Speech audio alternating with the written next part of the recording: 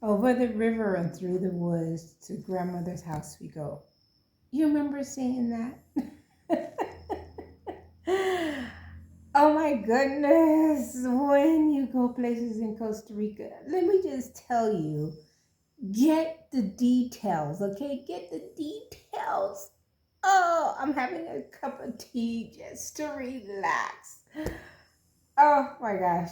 I just got back from friends. I really enjoyed it. I did find my way there. I made it there eventually.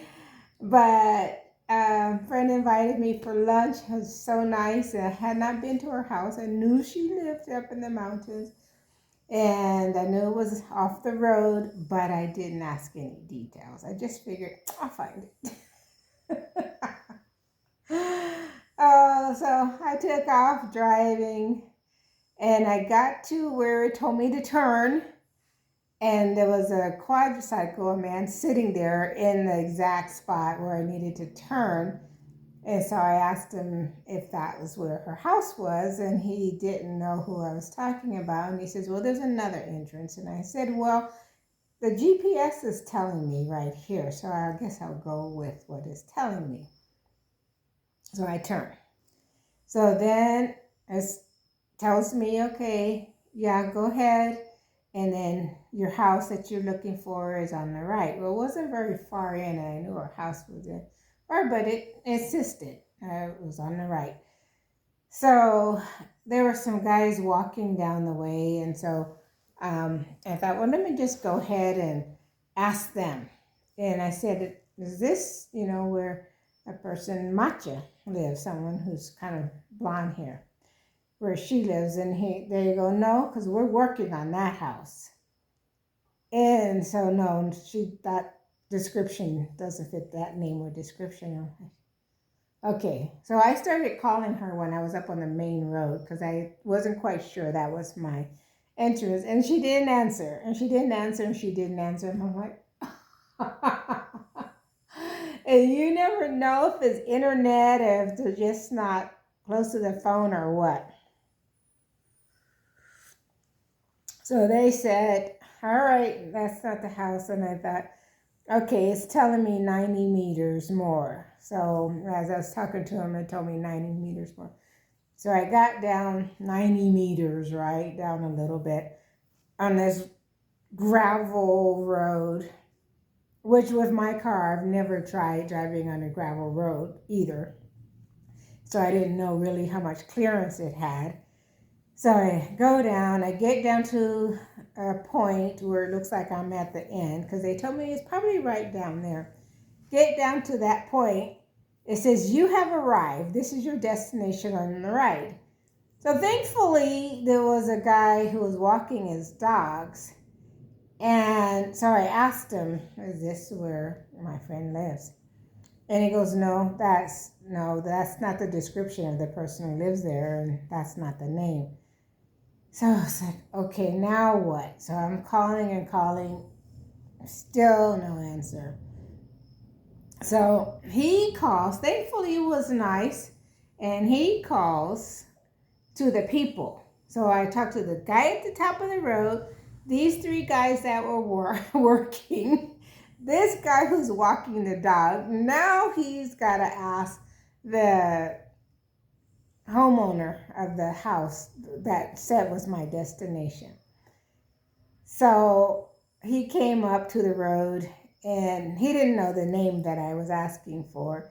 And the son says, well, I think her husband's name is such and such. And I didn't know her husband's name. I couldn't remember. I could only remember her name. He asked me what her last name. I couldn't remember her last name. I didn't even know if I knew her last name. Oh, my goodness. So I'm standing there, and then the son comes up, and he goes, yeah, I know who it is. I showed him her picture and his picture on my phone contacts. I know who it is.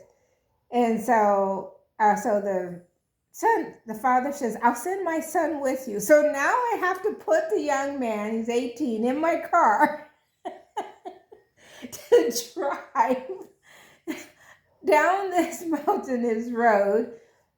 And I get down, and then there's a river. And I'm like, I don't even know if my car's electric. electric car. I don't know. I've never driven it across a river before.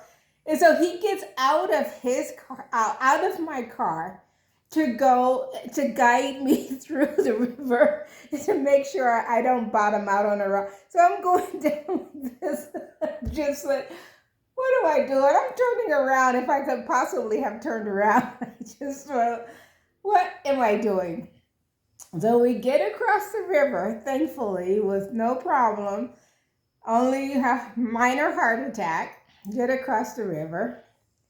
Then we go, and now there's more of an inclination. So we're going up, and then the car starts going backwards.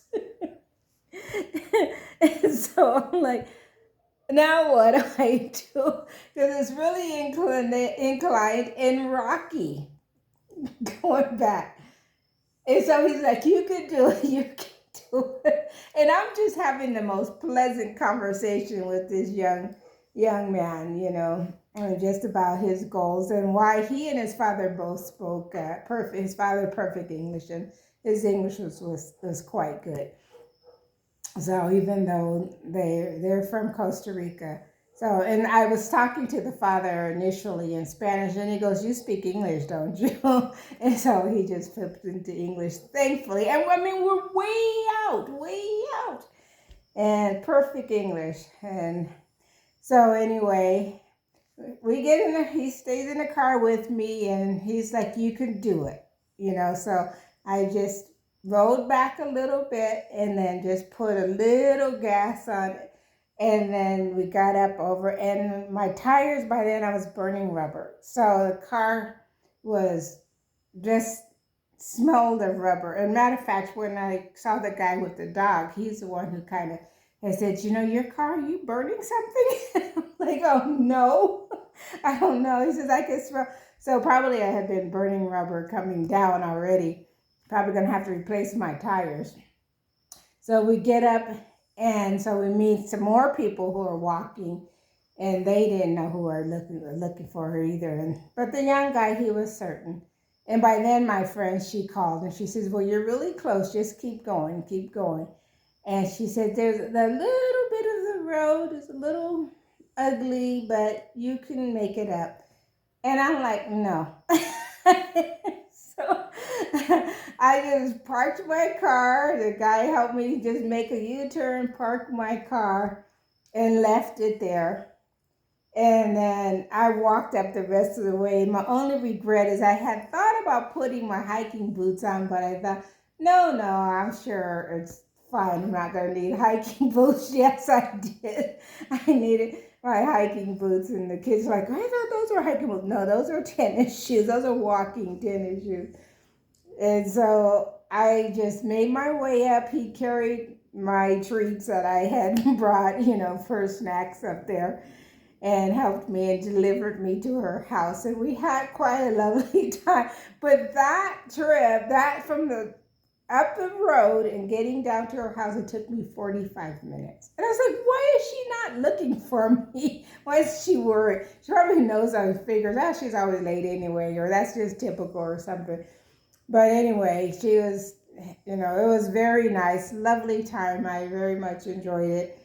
And so coming back, I made sure I came behind another car that was a 4x4 and just followed in their tracks. And I was able to get through. So the trip literally is 5 minutes. So it took 5 minutes for me to get from her house back to the road. But when you don't know what you're doing, 45. And so I was like, why did you send me some pictures of entrance or whatever? So it's all to say, when you're in Costa Rica, when people tell you at the cactus, or when they tell you the vaca muerto, like dead cow or whatever, because, that literally is a direction at the dead cow. I don't know how you would know a cow died there, but whatever. But get the directions. Ask them the color of the cows. Send a picture of the entrance that you will enter, how far it is, what you get, some detailed directions. Let me tell you, when you are here, don't trust the GPS. And finally, when I got to her house, finally it said GPS stopped working. And so who knows when it had stopped working. But I was well at her house before it told me GPS stopped working. So, but that's one of the things that you will find, and of course it has its problems anywhere you go. But here, I just really recommend when someone gives you directions, people are really quick to send you a pin. And I know when I send people pins to my house, I also send them pictures of everything, including my dog, that they will see as they come up, so that they know that they have hit the right entrance, because that GPS will send them up the way. And they're always saying, oh, but I'm here, there's a bunch of cables, or I'm here in the middle of a coffee field. And that's a whole nother story in itself. But yeah, be appreciative when they say at the cactus, turn left. Because you'll be happy you found that cactus, or you'll be happy you found that spot that people tell you that you think is not going to help. Get details before you go. This is Sandra. It's been just a coffee picking minute. I'm going to continue with my tea. Come back and we'll look forward to talking with you again. All right. Thank you. Good night.